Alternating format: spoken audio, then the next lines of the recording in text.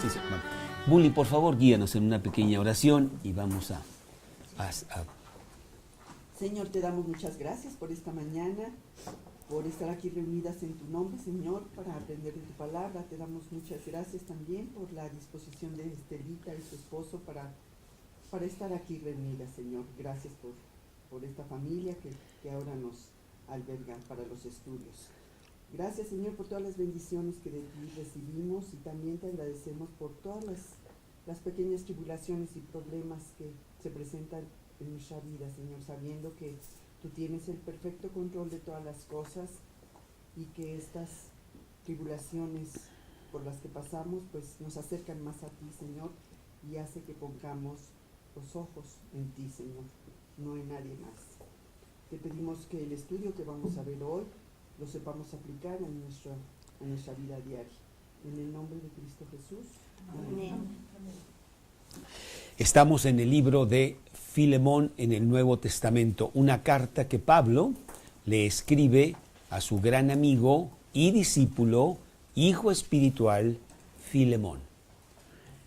Y para las personas que a lo mejor no estuvieron con nosotros en los estudios pasados, Filemón es una persona que recibió a Cristo con Pablo en la ciudad de Colosas. Una persona aparentemente de recursos, que creció rápidamente en las cosas del Señor, a tener madurez espiritual, y parece ser que los estudios ya se estaban llevando a cabo en la casa de Filemón. Un gran amigo, un gran colaborador de Pablo. Pero Pablo tiene que partir, no se puede quedar en un lugar para también establecer otros grupos, que bueno, Tesalónica y Corinto, y inclusive llega hasta Roma. Ahí en Roma, Pablo está prisionero.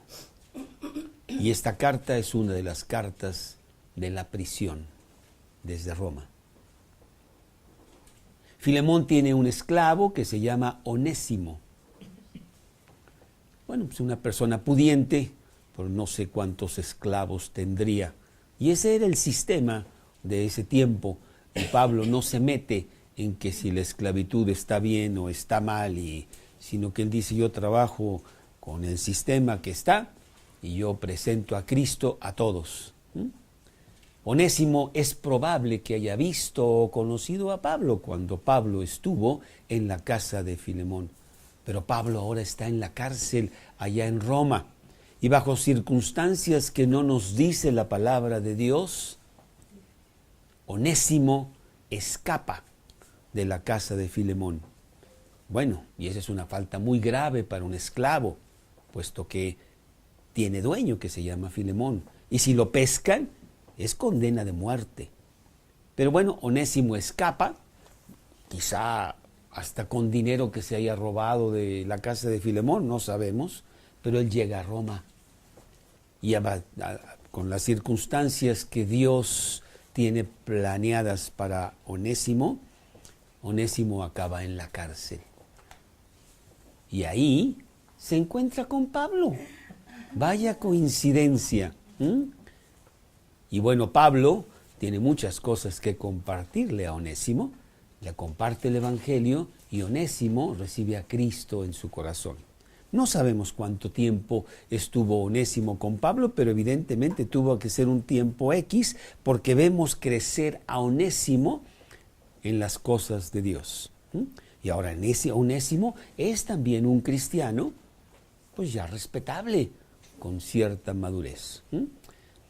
Pablo tiene muchas necesidades ahí en la cárcel y le encantaría que Onésimo se quedara con él para que le ayudase, pero él sabe que tiene que arreglar las cosas primero, dado que pues él ha incurrido en una falta grave. Y le dice a Onésimo: Onésimo, tú tienes que regresar con Filemón y pedir perdón y arreglar las cuentas con él.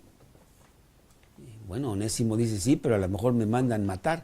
Bueno, pues será lo que Dios quiera, pero eso es lo que tú como cristiano debes de hacer. Pero lo que voy a hacer es, voy a escribirle una carta a Filemón explicándole que te reciba. Y esta carta es la que Pablo le escribe a Filemón. Y bueno, Filemón no sabemos qué reacción tendría cuando recibiese la carta, dice Pablo. Pero bueno, yo voy a hacer lo que tengo que hacer. Y la carta es una carta amplia para decirle que Onésimo, más que esclavo, ahora es un hermano en Cristo y que lo reciba como hermano y que lo perdone por la falta que ha cometido y que pueda volver a los estudios ahí a la casa de Filemón. Inclusive Pablo le dice a Filemón, y si algo te debe, ponlo a mi cuenta, que tú también te me debes a mí.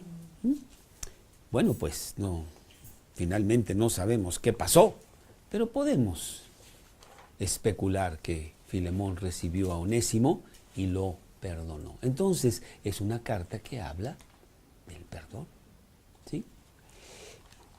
Esta es la introducción al libro, que ya lo vimos hace 2 sesiones, y la sesión pasada pues veíamos algo muy importante, el carácter del que perdona.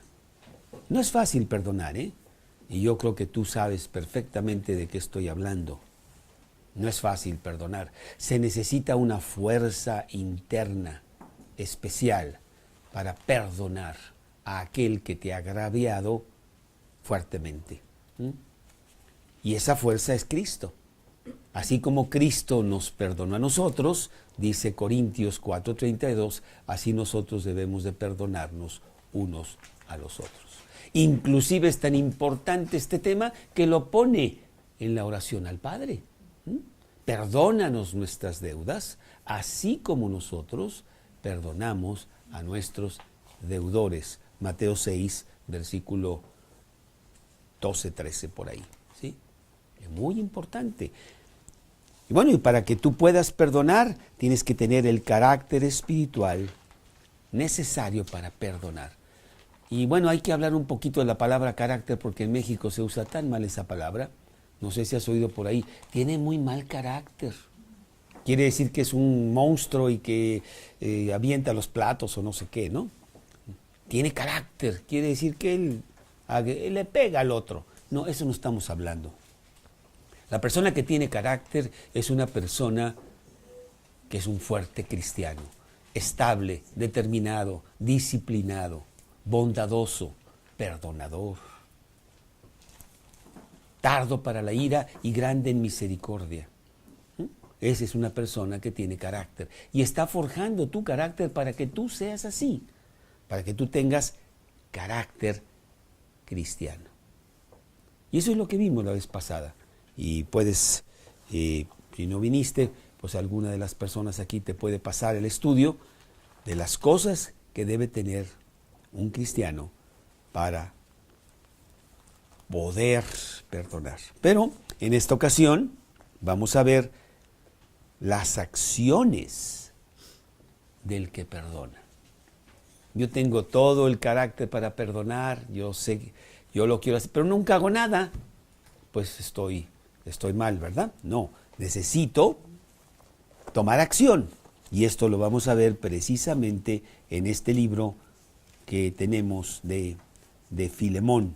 Entonces, pues vamos a abrir nuestra Biblia allí en Filemón y vamos a ver las acciones de aquella persona que perdona. Quiero decirte que la palabra perdón no aparece en todo el libro de Filemón. Pero, pues es obvio, es el tema del libro. Y Pablo apela sencillamente al amor para que Filemón perdone a Onésimo. Versículo 9 ahí en Filemón. Dice, más bien te ruego por amor,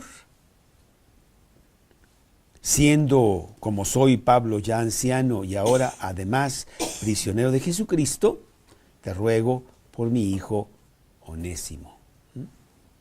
Bueno, pues Filemón va a tener un paquete grande, porque al recibir la carta dice, pues, ¿qué voy a hacer?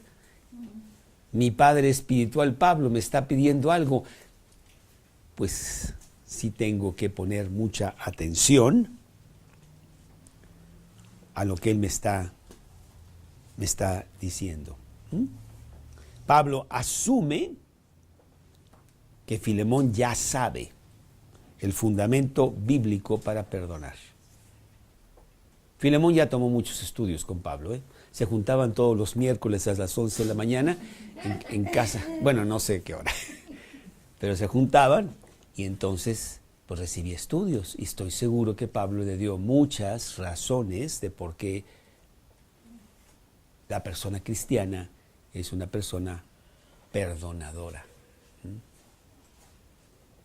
Inclusive, Mateo 5, 7 creo que es, bienaventurados los misericordiosos. Porque, déjame ver qué dice. ¿Perdón? Mateo, capítulo 5, versículo 7, que dice, aquí está, bienaventurados los misericordiosos, porque ellos alcanzarán misericordia. Pues no está muy lejos de la oración al Padre. Perdonan estas deudas porque nosotros perdonamos a nuestros deudores, ¿verdad? Pues aquí lo mismo. Para tú recibir misericordia de Dios y de los demás, pues tú tienes que ser misericordioso también, ¿no?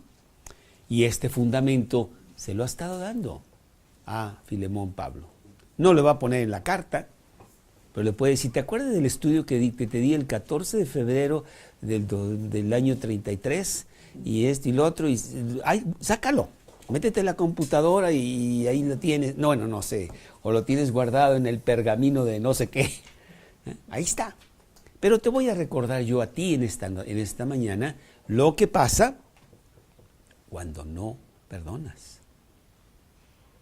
para que lo tomemos en cuenta. Número 1, el no perdonar es homicidio. Es matar a una persona. La tengo tanta rencilla que por dentro sí le tiro 3 puñaladas, y a veces también exteriormente.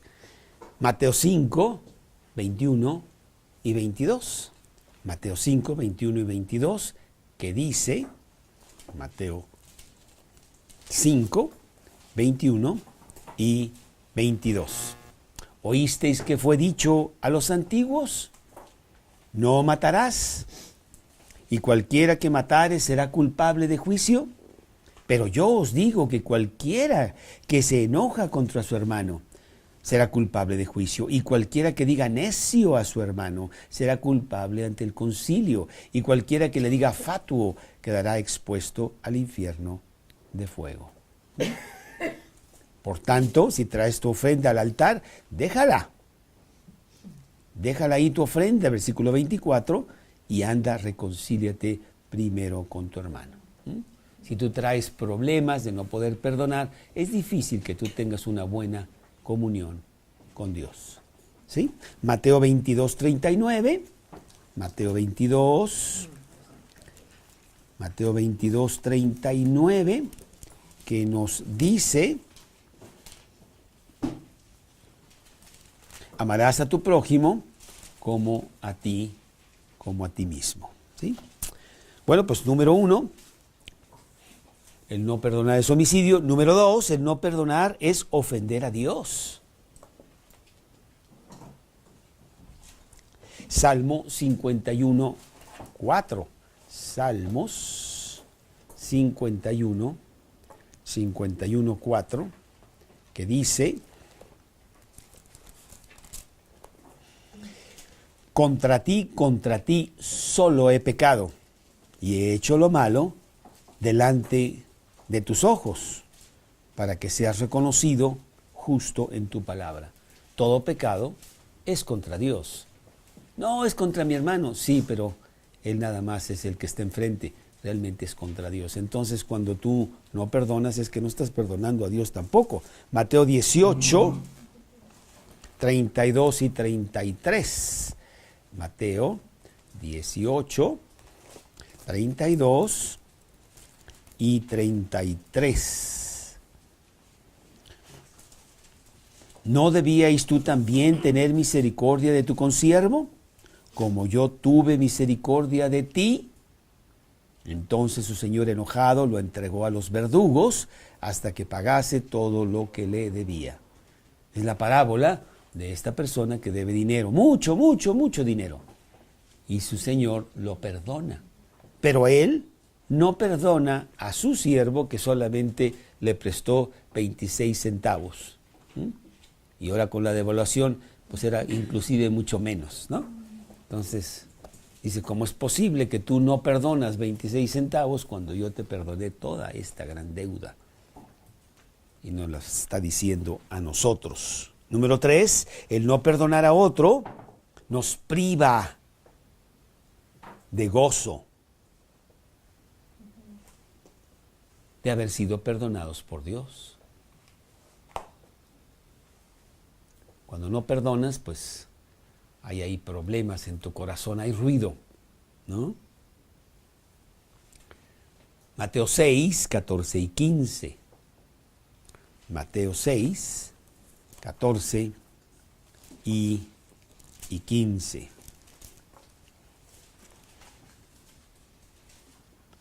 Mas tú cuando ores, Mateo 6, 14 y 15, porque si no perdonáis a los hombres sus ofensas, porque si perdonáis a los hombres sus ofensas, os perdonará también a vosotros vuestro Padre Celestial. Mas si no perdonáis a los hombres sus ofensas, tampoco vuestro Padre os perdonará vuestras ofensas. Y decíamos que esto no quiere decir que si no perdonas, Dios te quita la salvación. No está hablando de eso, está hablando de comunión. Tú eres salvo, tú recibiste a Cristo en tu corazón, tú tienes la vida eterna, nadie te la va a quitar, pero si no perdonas, te quita el gozo, te quita la comunión con Dios. Se rompe ese vínculo precioso de estar bien con Dios. Número 4, el que no perdona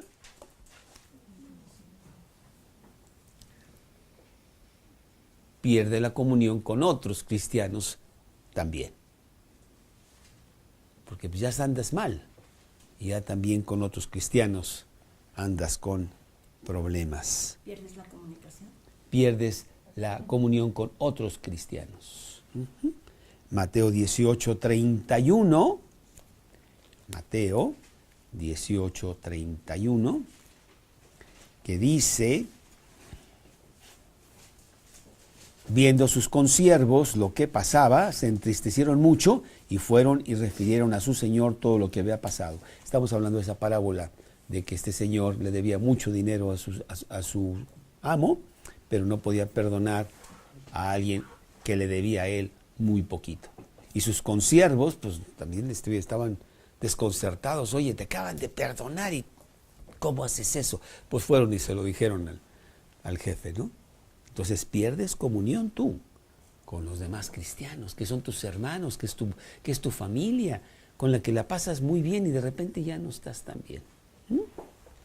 Número 5, el no perdonar nos hace usurpadores de la autoridad de Dios. Como que estamos en el puesto de Dios, ¿no? Y Dios dice, no te metas, ese es problema mío, ¿por qué te estás metiendo a hacer la de Dios tú? Romanos 12, 14. Romanos 12, 14, que dice, Romanos 12, 14, dice lo siguiente, Romanos 12, 14, bendecid a los que os persiguen, bendecid y no maldigáis. Y el 19, no os venguéis vosotros mismos, amados míos, sino dejad lugar a la ira de Dios, porque escrito está, mía es la venganza, yo pagaré, dice el Señor. Si al no perdonar, pues tú te estás metiendo en el papel de Dios. No, deja a Dios, ¿sí? Número 6, fíjate cuántas cosas tiene el que no perdona. El no perdonar nos impide adorar a Dios. Mateo 5, 23 y 24, que ya lo mencionamos. Deja tu ofrenda, no vengas a mí. Ve a arreglar las cosas primero allá y después puedes regresar. Mateo 5, 23 y 24. Aquí hay una muy buena, número 7. Las ofensas de otros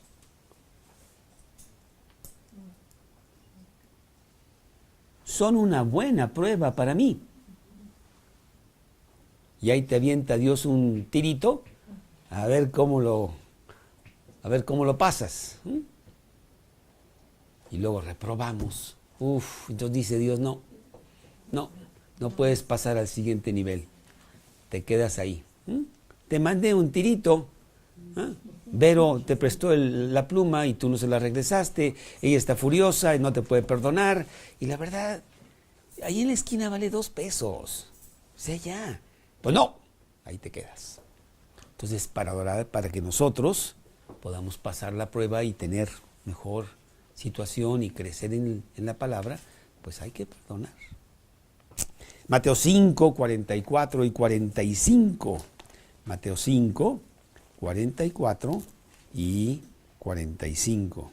Yo os digo, dice Jesús, amad a vuestros enemigos, bendecid a los que os maldicen, haced bien a los que os aborrecen y orad por los que os ultrajan y os persiguen, para que seáis hijos de vuestro Padre que está en los cielos, que hace salir el sol sobre malos y buenos, que hace llover sobre justos e injustos, dice la palabra. ¿Sí?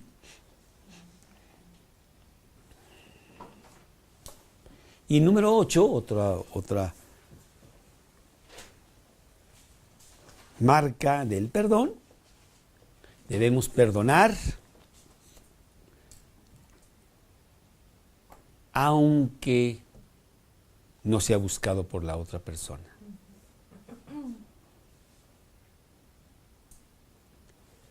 Lucas 7:60.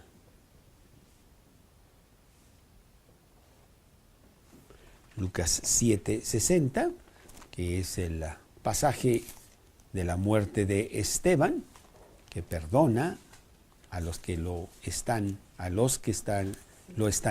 apedreando. Lucas 7:60.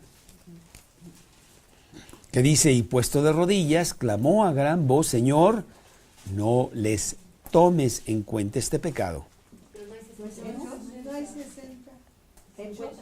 Hechos, ¿qué dije? Lucas, no, es Hechos. Tienes que entenderme en mi lenguaje. A veces digo algo y como ya saben, dicen, no dijo eso, dijo esto otro. Hechos 7:60. Y puesto de rodillas, clamó a gran voz, Señor, no les tomes en cuenta este pecado. Y habiendo dicho esto, durmió. ¿Quién escribió el libro de Lucas? ¿El libro de Hechos? ¿Quién escribió el libro de Hechos? Lucas. Por eso dije 7:60 de Lucas. Bueno, sí, pero lo escribió Lucas. Lucas escribió 2 libros, el libro de Lucas y el libro de los Hechos. Sí. Bueno, pues Filemón sabía todo esto, ¿eh? Vámonos a la carta de Filemón para ver que sí lo sabía. Y Pablo se lo está recordando. Aquí en Filemón, en el versículo 8, dice, por lo cual, aunque tenga mucha libertad en Cristo para mandarte lo que conviene,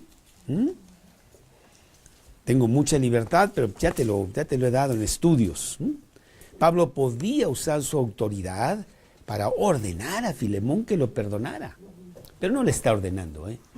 Realmente vamos a ver que le está suplicando. Pablo apela al amor que existe entre ambos, que es el versículo 9. Más bien te ruego por amor, siendo como soy Pablo yo anciano y ahora además prisionero de Jesucristo. Y bueno, para hacer la petición más fácil para Filemón, también apela a que él es el anciano, de que es su papá en Cristo y todo eso. Oye, pues quiero que consideres todas esas cosas. Yo, Pablo, prisionero de Jesucristo y ya anciano, pues toma en cuenta lo que te estoy diciendo. Y bueno, dice aquí también prisionero. Está en prisión.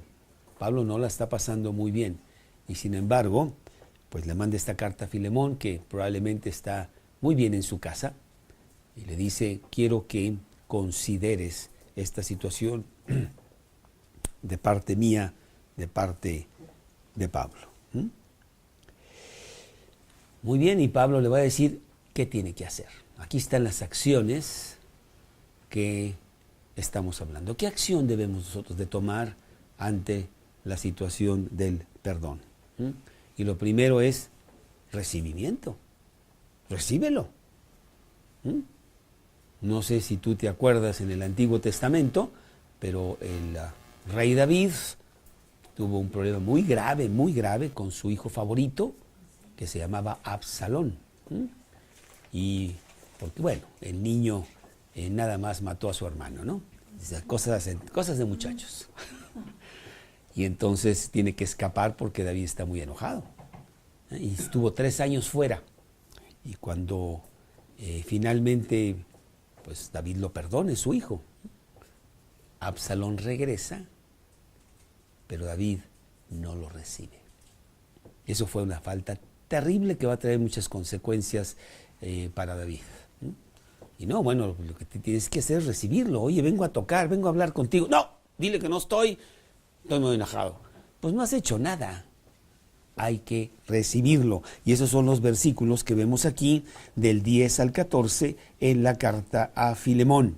Te ruego por mi hijo Onésimo, a quien engendré en mis prisiones, el cual en otro tiempo te fue inútil, pero ahora a ti y a mí nos es útil, el cual vuelvo a enviarte. Tú pues recíbele como a mí mismo. Yo quisiera retenerle conmigo para que en lugar tuyo me sirviese en mis prisiones por el Evangelio, pero nada quise hacer sin tu consentimiento, dice Pablo. Recibirle. Necesitamos tener los brazos abiertos para aquella persona que ofendió. Y bueno, Onésimo quería perdón. Onésimo iba dispuesto a cualquier cosa para poner las cosas bien. Él estaba arrepentido por el simple hecho de regresar. El obedecer a Pablo y decir, oye, tengo que regresar. Oye, la verdad, no quisiera, mejor te sirvo aquí, ¿no? Y yo me quedo contigo. No, es que hay que arreglar esto, quiero que obedezcas. Y Onésimo obedece. Onésimo está dispuesto a ir y enfrentar la situación. Él había cambiado mucho, se lo está diciendo ya a Filemón. La transformación es obvia. Ya dijimos qué quiere decir Onésimo. ¿Qué pasó? Onésimo quiere decir útil. Útil. Onésimo había sido inútil antes, era un esclavo rebelde y desobediente que se escapó con el dinero, no sé. Pero ahora dice, puede ser muy útil en el Evangelio. Ahora es un hermano en Cristo. Ahora su nombre cobra fuerza. Onésimo, útil. Y ahora hay que recibirlo en Cristo. Y es fiel. Y lo va a hacer. ¿No crees tú que se va a escapar y no va a llegar a casa de Filemón? Y eso es lo que vemos que tú debes hacer. E inclusive tú provocar el que haya ese encuentro y de que tú recibas a esa persona con la cual tú tienes rencillas y resolver la situación. Número 2, ¿qué otra acción debemos de tomar además de recibirlo? Restauración. Hay que restaurarlo a la posición en donde estaba antes. Esto lo vemos en el siguiente versículo 15 y 16. Quizá porque quizá para esto se apartó de ti por algún tiempo, para que le recibieses para siempre, no ya como esclavo, sino más que esclavo, como hermano amado, mayormente para mí, pero cuanto más para ti, tanto en la carne como en el Señor. Hay que restaurarlo. No quiere decir que le va a dar la libertad, ¿eh? Aquí Pablo no está hablando de que le dé la libertad ni favores especiales. Sencillamente que lo restaure, que lo ponga en el lugar en donde estaba antes, porque ahora más que esclavo es un hermano. Su escape había traído consecuencias muy buenas. Dios había permitido todo esto para que Onésimo recibiera a Cristo y pudiera regresar ahora como un hermano. A veces Dios trae todas estas pruebas, hablamos de las pruebas que tiene mi amigo Jay con sus nietas, ¿verdad? Y tú dices, oye, ¿pero por qué? Bueno, Dios tiene razones de por qué que a veces nosotros no entendemos por un tiempo. Pero Dios no es caprichoso. Dios sabe lo que está haciendo y por qué lo está haciendo. Y es sabio para hacer las cosas de la manera que Él quiere. Tenemos el ejemplo de José, el hijo de Jacob, que fue vendido como esclavo, que tuvo una vida terrible en la cárcel, pero después llegó a ser el segundo de Faraón. Y Dios hizo todo esto con un propósito específico. Y el propósito específico fue que el pueblo judío no muriera de hambre durante esos 7 años de vacas flacas, que lo hubiera hecho si José no hubiera sido el Señor de la tierra. José tuvo que pasar por todas estas pruebas, pero Dios dijo, tú ten calma, vas a ver que yo sí sé el final de la película. Y vas a ver que esto es importante para un futuro muy importante. De los judíos va a venir Cristo. Si se mueren los judíos de hambre, pues ¿dónde? Y esto lo vemos en Génesis, capítulo 50, versículo 20. Génesis, capítulo 50, versículo 20. Que dice, Génesis 50, 20, dice así. Hablando José a sus hermanos que lo habían vendido de esclavo a Egipto. Vosotros pensasteis mal contra mí, mas Dios lo encaminó a bien para hacer lo que vemos hoy, para mantener en vida a mucho pueblo. ¿Sí?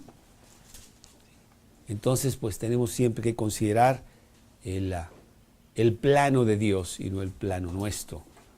Romanos 8:28. Romanos 8:28. Romanos 8:28.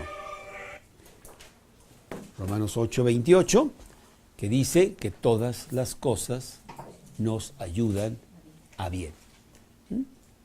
Abusado con ese versículo, no lo vayas a mal escribir, ¿eh? Porque muchos dicen, todas las cosas me salen bien, dice Dios, y luego no me salen bien, Dios me falló. No está diciendo eso. Todas las cosas me ayudan a bien, y a veces son cosas difíciles, como las que hemos comentado esta mañana. Pablo no está pidiendo la libertad de Onésimo, sino que ambos disfruten de la comunión profunda, a lo mejor de amo-esclavo. Y además dice aquí, en el versículo 16, dice, como en el Señor. Pues ya son hermanos en Cristo. Ya pueden compartir muy diferente la relación que ellos pueden tener. Todo esto, Filemón, por favor, ponle atención a lo que te estoy diciendo. Te mandé toda una carta para que tú me pongas atención a ver si pasas esta prueba. Entonces, recibimiento, restauración. Número 3, restitución. Restitución. Y lo vemos en los siguientes versículos 17 y 18. Así que, si me tienes por compañero, recíbele como a mí mismo.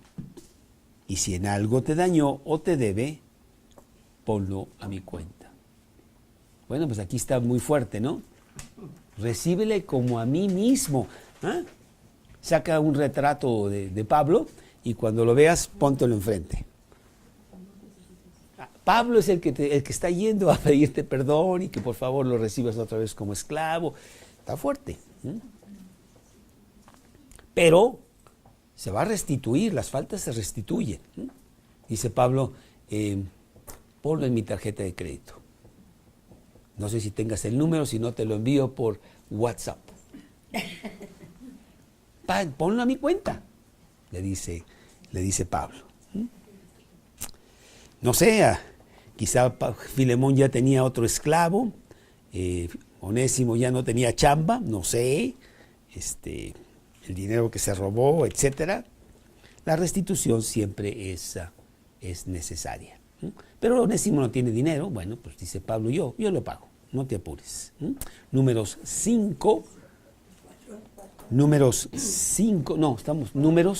el libro de Números,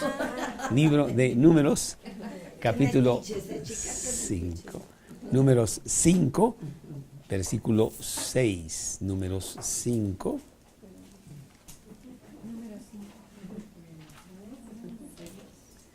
Número 5, versículos 6 al 8, que dice así. Di a los hijos de Israel, el hombre o la mujer que cometiere alguno de todos los pecados con que los hombres prevarican contra Jehová y lo delinquen, aquella persona confesará el pecado que cometió y compensará enteramente el daño y añadirá sobre ello la quinta parte y lo dará a aquel contra quien pecó. Y si aquel hombre no tuviere pariente al cual sea resarcido el daño, se dará la indemnización del agravio a Jehová, entregándola al sacerdote, además del carnero de las expiaciones, con el cual hará expiación por él. Hay restitución. Bueno, Onésimo no podía pagar y entonces Pablo está listo para pagar. Muy bonito, dice, ponlo a mi cuenta. Pablo no está diciendo que perdone la cuenta, está diciendo, yo lo pago. Sí se tiene que pagar, y vamos a ver cómo le hacemos, pero sí, yo mismo, Pablo, la pagaré. Pues vaya ilustración del perdón de Dios, las acciones que se tienen que tomar. Filemón, como Dios, había sido ofendido por Onésimo. Onésimo, como un pecador, necesitaba reconciliación, pero no podía pagar. Y Pablo, como Cristo, es el que paga. Está dispuesto a pagar. Vemos esa similitud, ¿no? Dios, pecador, Cristo. Dios, yo, Cristo. Que Cristo llega y dice, yo pago por ti. Está bien. Y Dios te perdona. Tú tienes el perdón total. ¿Qué te parece? Bien difícil la cosa, ¿eh? Es una palabra, la borraron del diccionario, porque nadie la quiere usar. No. ¿Perdón? ¿Qué voy a perdonar? Y cuando finalmente ya dices, ok, ya vas con ella y le dices, perdóname, pero. Y ya echas al traste todo otra vez, ¿no? Perdóname, pero fuiste tú, reconócelo. Y te agarras de la greña otra vez, ¿no? Entonces, no es así. Fíjate, nunca somos más como Dios que cuando perdonamos. Nunca somos más como Dios que cuando perdonamos.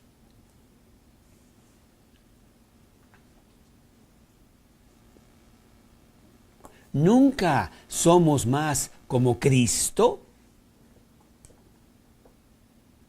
que cuando pagamos por otro para que se reconcilie. A veces la hacemos de intermediario, ¿no? Bienaventurados los pacificadores, porque de ellos es el reino de los cielos, dice Mateo 5:8. Nunca somos más que Cristo. ¿Cómo Cristo? Nunca somos más como Cristo que cuando pagamos. No, cuando pagamos para que otro se reconcilie. Somos el referee que va y hace que las personas se reconcilien. En este caso fue Pablo el que le dijo a Filemón: yo pago, reconcíliate con Filemón. Cristo hace eso. Yo pago, reconcíliate con Dios. O sea, ya pon orden. Claro. Nunca somos más como Cristo que cuando pagamos el daño de alguien que tiene que reconciliarse.